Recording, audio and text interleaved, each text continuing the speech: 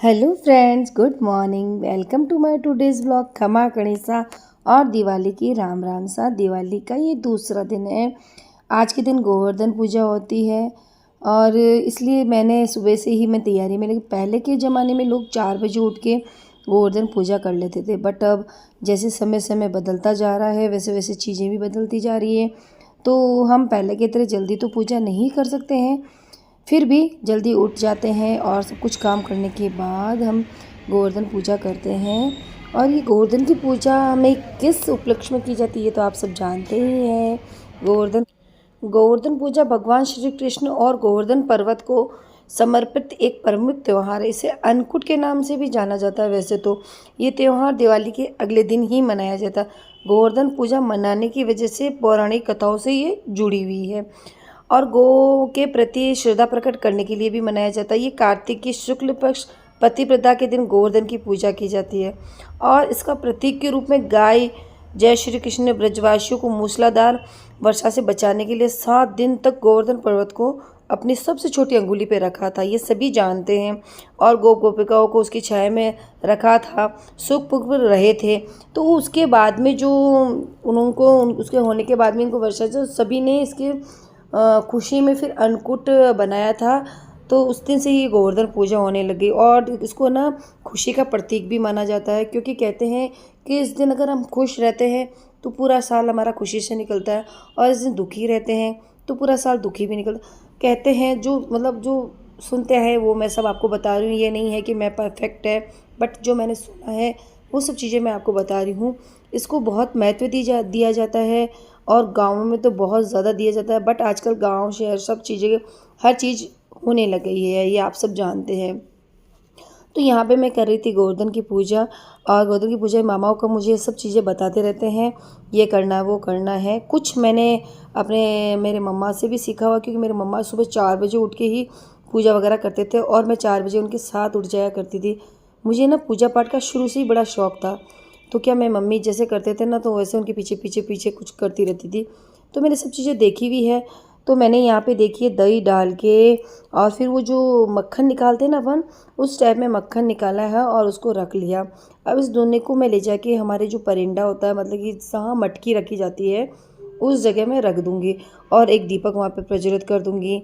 उसके बाद में फिर हम उसे 1 साल तक रखते हैं और गोवर्धन पूजा पूरे तन मन से करनी चाहिए, अच्छे तरीके से करनी चाहिए। और उसके बाद ये सब पूजा होने के बाद जोत करके और फिर आरती करनी चाहिए। आरती इसमें जगदीश भगवान की बोली जाती है और मैं और मामाओं को हमने आरती पूरे तन मन से की थी। इसमें सभी सामान जो लक्ष्मी जी के होते हैं ना, वो सभी सामान जो रात का थाल होता है लक्ष्मी जी का, वो चाहिए होता है। तो सभी लोग लक्ष्मी जी की जो पूजा का थाल होता है उसी दिन उसको सुबह के दिन उसी पूजा के थाल से पूजा करते हैं।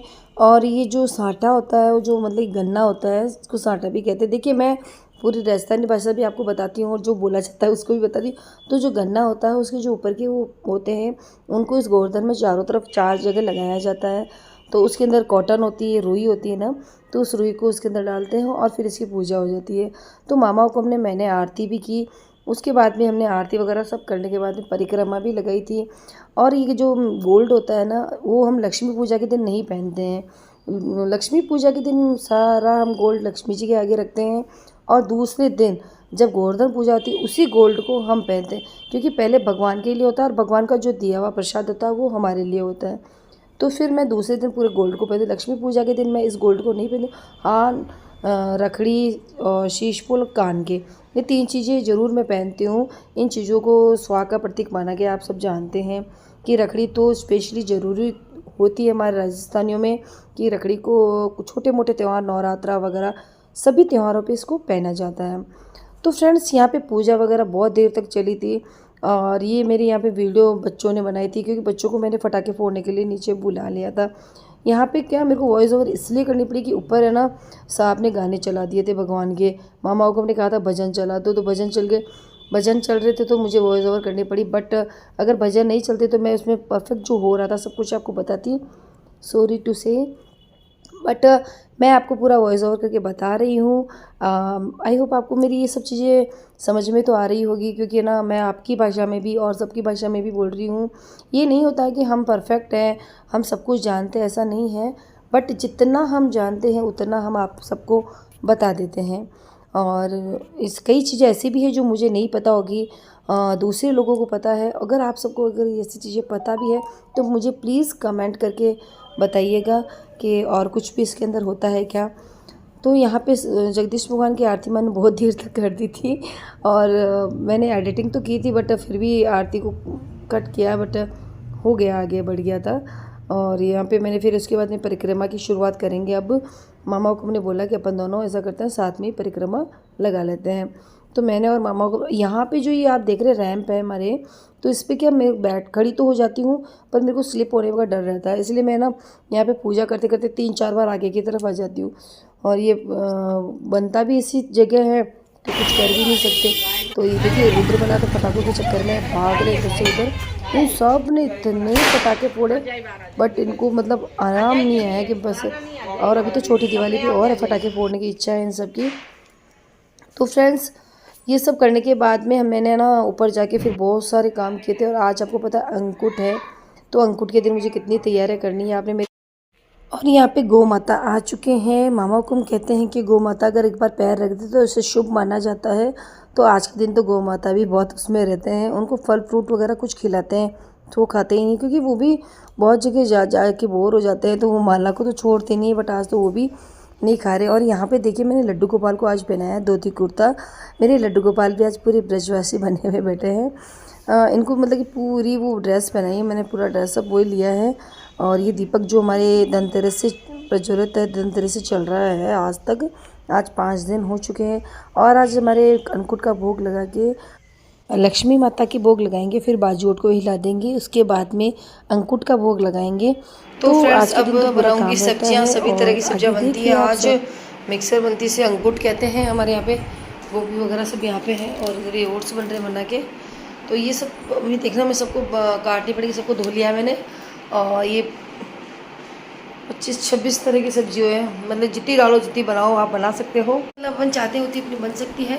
और मैं ये सब्जी में बहुत ज़्यादा टाइम कम है तो मैं बीच बीच में क्लिप लेके आपको कोशिश कर रही हूँ दिखाने की। बन रही है पूड़ी वगैरह, और ये कड़ी बनी है, और ये देखिए मिक्सर सब्जी बनी है। मेरे बिखेरा बहुत हो रहा है, भगवान के भोग लग चुका है, मैं उसकी वीडियो बनाना भूल गई थी तो सॉरी, क्योंकि कोई कुछ गैस वगैरह आ गए थे। अब आप तो समझते हैं दिवाली आ गई तो दिवाली में से मिलने वाले हैं, तो उस हिसाब से थोड़ा बैठ नहीं पाता। मेरी लस्सी पूरी सिर पे आ रही है। किचन समथिंग साफ हो गई है, बर्तन साफ कर दिए हैं, और बाप रे थक गई है मैं। और आज मेरे को बज चुके हैं 4, वो देखिए 4 बज गए। अब मैं थोड़ा सा रेस्ट करूँगी, उसके बाद में चाय बनाऊँगी। हाँ, मैगी बन रही, मैगी कैसी बनी? वाह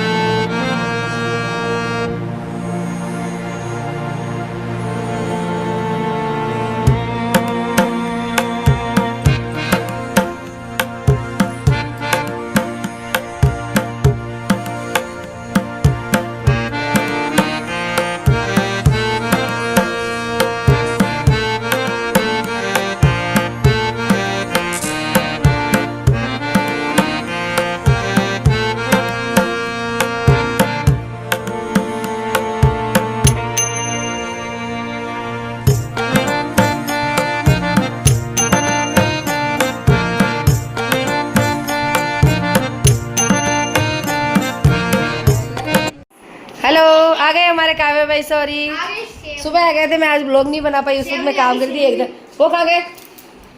वो छोटी छोटी, ये देखो, हाय कैसे हो? कैसे, कहाँ है आप? कहाँ पे आए हो आप? हैं? कोटा से? कहाँ पे आ गई? ये कौन सी जगह? ओ तनी है? ये क्या है? तन्वी, आपका नाम क्या है? तन्वी बैसा हो क्या आप? तन्वी बैसा तो मेरे लगते हो। और मैं कौन हूँ? मम्मू हूँ क्या? आप मेरे पास रह रहे हो क्या फिर? यहीं पे पढ़ोगे? फिर सोओगे किसके पास? मेरे पास सो जाओगे? ठीक है, तो ये तन्वी बैसा मेरे पास रह रहे भाई।